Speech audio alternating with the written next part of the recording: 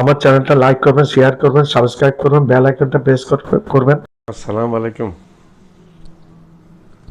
দর্শক, আপনার সামনে আমি আবার একটু হাজির হলাম বরাবরের মতো দুটি কথা বলার জন্য। ইসরায়েল, আমেরিকা এবং ইরান যুদ্ধ এখনও চলছে, যদিও ডোনাল্ড ট্রাম্প বলেছে পাঁচ দিনের ভিতর ইরানের কোনো জায়গায় হামলা করা হবে না, এবং সে তার প্রতিরক্ষা মন্ত্রীকে ওনাকে বলে দিয়েছে কোনো জায়গায় হামলা করা হবে না। ডোনাল্ড ট্রাম্প নিজে বিশ্বাস করে না, দুনিয়া কি বিশ্বাস করবে? ডোনাল্ড ট্রাম্প নিজেকে নিজেই বিশ্বাস করে না, দুনিয়া তাকে কিভাবে বিশ্বাস করবে? আর ইসরায়েল তো হচ্ছে একটা বেনিয়া রাষ্ট্র।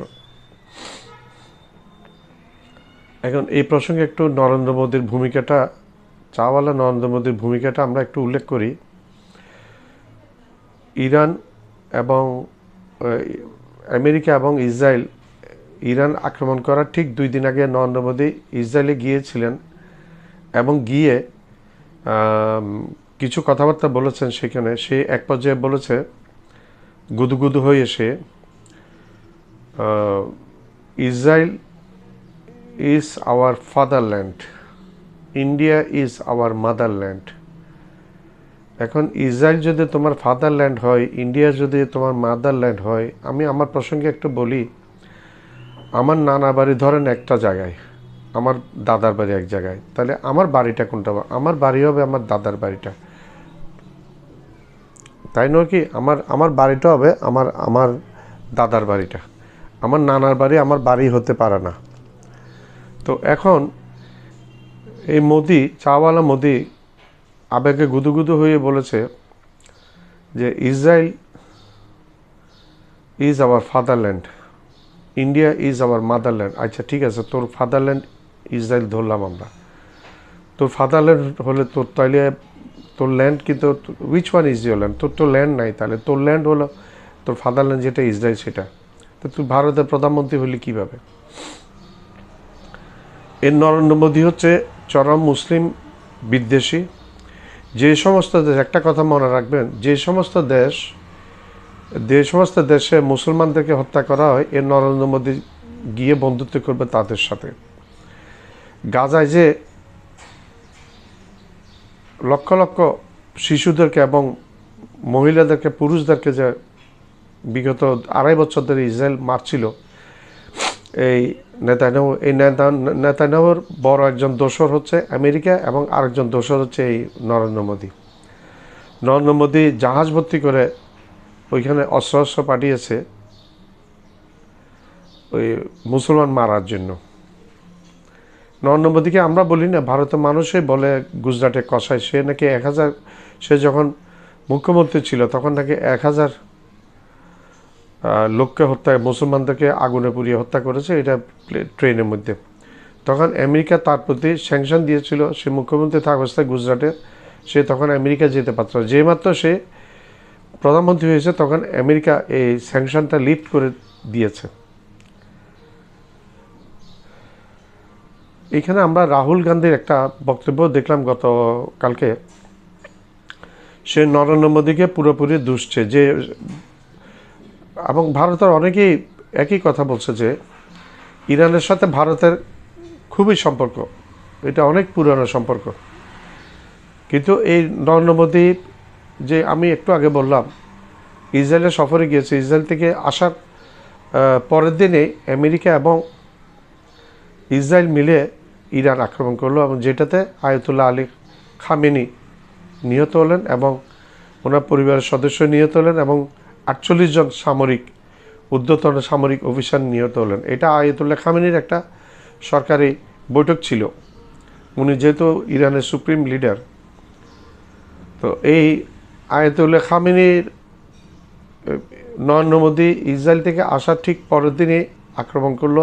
ইসরায়েল এবং আমেরিকা মিলে ইরানকে। তাহলে এখানে আমরা কি যোগসূত্র ধরে, ভারতের অনেকেই এখন এই মোদির সমালোচনা করছে। আয়াতুল্লাহ খামেনি ইরানের সুপ্রিম লিডার, তার নিহত হওয়ার, উনি শহীদ হওয়ার পর থেকে একটা বয়ান দেয় না আজ পর্যন্ত। এই চাওয়ালা খুনি এই মোদি, এই খুনি মোদি, তার সাথে বন্ধুত্ব খুনি নেতানিয়াহু। বিশ্বে বর্তমানে, আমি আগে উল্লেখ করেছি, বিশ্বে বর্তমানে 4 জন খুনি আছে, জীবিত আছে। 1 জন খুনি এখন ক্ষমতায় নাই। আর 3 জন খুনি হচ্ছে, 1 নম্বর হচ্ছে ট্রাম্প, 2 নম্বর নেতানিয়াহু, 3 নম্বর এই চাওয়ালা মোদি, আর 4 নম্বর হচ্ছে আমাদের বাংলাদেশের সাবেক প্রধানমন্ত্রী হাসিনা। সে এখন ভারতে গিয়ে আশ্রয় নিয়েছে। তার হাতে অনেক খুনের দাগ আছে বাংলাদেশে। বাংলাদেশের অনেকের খুনের সাথে সে জড়িত, তার নির্দেশে অনেকে খুন করা হয়েছে। সেই প্রসঙ্গে আমি আর গেলাম না। বাংলাদেশে আপামর জনগণ সবাই জানে হাসিনা সম্বন্ধে কিভাবে খুন করেছে। এখন আমার কথা হলো, ভারতের সাথে ইরানের একটা সম্পর্ক ছিল। ইরান বেশিরভাগ তেল, মেজর কোয়ান্টিটি তেল সস্তায় আনত, ভারত মেজর কোয়ান্টিটি তেল সস্তা আনত ইরান থেকে। তারপর চাবার পোর্ট ভারতকে এমনভাবে দিয়েছিল ইরান, কোনো রকম শর্ত ছাড়া। এবং এই ভারত যে ইরানের সাথে এইরকম বেইমানি করলো এই যুদ্ধে, একটা কথা আছে, বন্ধু পরিচয় বিপদে। ইরানের বিপদে মোদি ইরানকে সহায়তা দেয় নাই। মোদি মোটেই সহায়তা ইরানকে দেয় নাই ইরানের বিপদে। এই জিনিসগুলা, এবং মোদি এখনও কোনো বয়ান আজ পর্যন্ত দেয় নাই। যেটা রাহুল গান্ধী বলেছে, তার কথায় রাহুল গান্ধী যথেষ্ট সমালোচনা করেছে এই খুনি মোদিকে। আমাদের বাংলাদেশের প্রত্যেকটা হত্যাকাণ্ড, হাসিনা আমলে যতগুলা ক্রাইম হয়েছে, সবগুলোর সাথে ডিরেক্ট এবং ইনডিরেক্টভাবে এই মোদি জড়িত, তথা ভারত জড়িত। বাংলাদেশের মানুষ এমনি ভারত বিদ্বেষী হয় নাই, বাংলাদেশের মানুষ তিক্ত বিরক্ত হয়েছে ভারতের প্রতি। যাক, সেই প্রসঙ্গে আমি এখন বলি, এই যে ইরান থেকে যে পরিমাণ তেল আমদানি করত ভারত, এখন এই তেলটা ভারত কোত্থেকে আনবে? ভারতের নিজস্ব কোনো নীতি নেই, মোদির নিজস্ব কোনো নীতি নেই। মোদি চাকর হচ্ছে ট্রাম্প এবং নেতানিয়াহু, এই 2 জনের চাকর। এই 2 জনে যা বলবে মোদি তাই শুনে আসছে। তো সে যে বলছে Israel is our fatherland, India is our motherland, দেখুন আপনি আমার ক্লিপটা একটু করে। Israel is their fatherland and India their motherland. ভারতের হিন্দু হৃদয় সম্রাট শ্রী নরেন্দ্র মোদী, তিনি বিশ্বগুরু হতে চেয়ে হাত মেলালেন নরখাদক, নরপিশাচ, আন্তর্জাতিক যুদ্ধ অপরাধী বেঞ্জামিন নেতানিয়াহুর সঙ্গে। কবে? আমেরিকা এবং ইসরায়েল যৌথভাবে আন্তর্জাতিক আইনকে ভেঙে অন্যায় করে ইরান হামলা করার ঠিক 1 দিন আগের ছবি আপনারা দেখছেন। ভারতবর্ষের প্রধানমন্ত্রী ইসরায়েলের এই যুদ্ধ অপরাধী প্রধানমন্ত্রীর সঙ্গে মিলিত হয়ে এমন সখ্যতার ছবি সারা পৃথিবীতে ছড়িয়ে দিলেন যে যাতে করে নরেন্দ্র মোদী আমেরিকা যুক্তরাষ্ট্রের মিত্র হতে পারেন পিডোফাইল ওয়ার ক্রিমিনাল বেঞ্জামিন নেতানিয়াহুকে কাছে পাওয়ার জন্যে। তিনি এমন প্রচার দিলেন ইসরায়েলের পার্লামেন্টে দাঁড়িয়ে, নেসেটে দাঁড়িয়ে, যে India is the motherland and Israel is the fatherland. মেরে প্যারে ভাইও ব্যারো, তিনি ইসরায়েলে গিয়েও বললেন ইসরায়েল আর ভারতবর্ষ নাকি আদিকালের বন্ধু। বন্ধুত্বের কারণ কি? একটাই সূত্র, ইসলামোফোবিয়া। ভারতবর্ষের আভ্যন্তরীণ রাজনীতি ইসলাম বিদ্বেষী ভাবধারাকে জিয়ে রাখার জন্য গোল ওয়ালকার, একসময় নরেন্দ্র মোদীর রাজনৈতিক ভাবাদর্শের গুরু, যার ভাবশিষ্য নরেন্দ্র মোদী, ভারতবর্ষের RSS রাজনীতির যারা মূল সূত্রকার, সেই গোল ওয়ালকার একটা সময়ে অ্যাডলফ হিটলারের রাজনৈতিক আদর্শকে ভারতবর্ষে প্রয়োগ করার কথা বলেছিলেন। আজ বর্তমানে সেই অ্যাডলফ হিটলার, যিনি ইহুদিদেরকে নৃশংসভাবে খুন করে পৃথিবীর ইতিহাসে কুখ্যাত হয়ে আছেন, সেই ইহুদি জাতির বর্তমান সদস্য বেঞ্জামিন নেতানিয়াহুর সঙ্গে হাত ধরলেন নরেন্দ্র মোদী। লক্ষ্য কি? ভারতবর্ষের সংখ্যালঘু সম্প্রদায়কে ভয় দেখানো, লক্ষ্য ভারতবর্ষের যারা সংখ্যাগুরু মানুষ তাদেরকে ঐক্যবদ্ধ করা। এই করতে গিয়ে ভারতবর্ষের সুদীর্ঘ কাল ধরে, এতদিন ধরে ভারতবর্ষে যে বিদেশ নীতি ছিল, ইরান তথা আরব দুনিয়া রাষ্ট্রগুলির সঙ্গে ভারতবর্ষের যে কূটনৈতিক সম্পর্ক, মধ্যপ্রাচ্যে যেখানে 90 লক্ষ ভারতীয় কাজ করে খায়, সেই 90 লক্ষ মানুষের ভবিষ্যৎকে ঝুঁকিতে ফেলে আরব দেশগুলো থেকে যেখানে ভারতবর্ষের খনিজ তেল, গ্যাস, জ্বালানি থেকে শুরু করে কৃষি জমিতে ব্যবহার করা সার পর্যন্ত এতগুলি জিনিসের উপর যখন ভারতবর্ষ মধ্যপ্রাচ্যের উপর নির্ভরশীল, সেই মধ্যপ্রাচ্যের ভাবাবেগে আঘাত করে শ্রী নরেন্দ্র মোদী, হিন্দু হৃদয়ের সম্রাট, তিনি এই কুখ্যাত যুদ্ধ অপরাধী বেঞ্জামিন নেতানিয়াহুর সঙ্গে তিনি হাত মেলালেন এবং আদিক্ষেতা করে পৃথিবীর সামনে ছবি তুলে পোস্টার বয় হতে চাইলেন। তিনি এমন একটা ভাব করলেন যেন সারা পৃথিবীতে শান্তির দূত এই বেঞ্জামিন নেতানিয়াহু। এত বড় একজন ঘৃণ্য যুদ্ধ অপরাধী, যিনি গণহত্যা চালাচ্ছেন গত 2.5 বছর ধরে নিরীহ ফিলিস্তিনি জনতার উপরে, যে প্যালেস্টাইনের সঙ্গে ভারতবর্ষের আত্মার সম্পর্ক স্বাধীনতার পর থেকেই ভারতের প্রতিটি প্রধানমন্ত্রী ফিলিস্তিনি জনতার অধিকারের দাবিতে রাষ্ট্রসংঘে ধারাবাহিক প্রচার চালিয়ে এসছে, ভোট দিয়ে এসছে, যে ফিলিস্তিনি জনতার হয়ে সেই ফিলিস্তিনি জনতার দাবিকে লাথি মেরে নরেন্দ্র মোদী বরং যুদ্ধ অপরাধী বেঞ্জামিনকে পক্ষ নিলেন এবং বললেন India stands firmly with Israel. অথচ তিনি বলার সাহস করলেন না যে এই বেঞ্জামিন নেতানিয়াহু নিরীহ ফিলিস্তিনিদেরকে খুন করছেন, এই টেরোরিজম বন্ধ হোক। তিনি বললেন আমরা টেরোরিজমের সঙ্গে লড়বো, কিন্তু কোন টেরোরিজম?